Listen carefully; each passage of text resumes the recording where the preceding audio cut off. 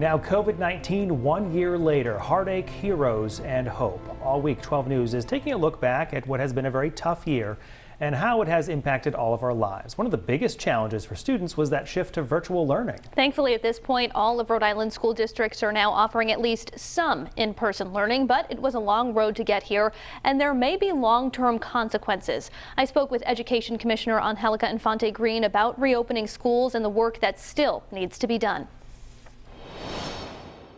Talk me through a big challenge or a particularly hard day or moment in time that sticks out in your mind. I know there were many, but maybe there was one that sticks out in your mind as being, that day, I wouldn't want to relive that day. The day we made the decisions to close the schools. I think that was a hard day. I think the governor and I must have spoken at least 15 times. Is it the right thing? Is it not the right thing? What are we going to do? How do we do this? What about the busing? What about, that was a really intense day. And it wasn't just with her, it was talking to everybody. And that was hard. That was hard. And it snowballed from there. It got harder and harder. It felt like an avalanche every single day. That was the day that our lives completely changed. And, you never know. And at that moment, we didn't know. And I have to tell you that I didn't sleep for 3 days thinking, did we make the right decision? And I think people forget that we worry about those things, right? We want to do what's right. And we could only move with our conscience and lead with our conscience. And that's what we tried to do. And I know not everybody's happy all the time. But I have to tell you that I can tell you where I was sitting when we had that last conversation, what I was wearing. It was that difficult a day. On the other side of the coin, I'm sure there have been some bright spots, something that sticks out in your mind as being a success or a good day. A good day. So I think we've had a couple of good days. Well, more than a couple. So going into the classroom and seeing the kids being excited about being in school, that feels good.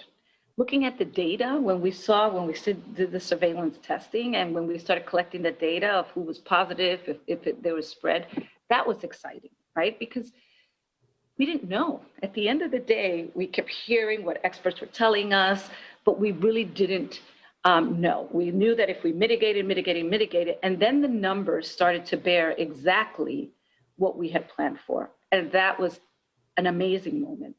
Those, when we did the pilot of surveillance testing, that was also an amazing moment, and then we compared it to the PCR and 1%, 1.4, like, what is that? That's crazy. That means that what we put in place worked.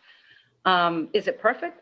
By no means, But I think that we're in a much, and I keep repeating this, much better place than the rest of the nation. We spoke with a local economist the other day who estimates that it's going to take 3 to 5 years for the local economy to recover. When you look at the state of education, the state of our students, their learning, their psychological, emotional, social growth, what do you think the recovery time is for our students following what's been an unprecedented year?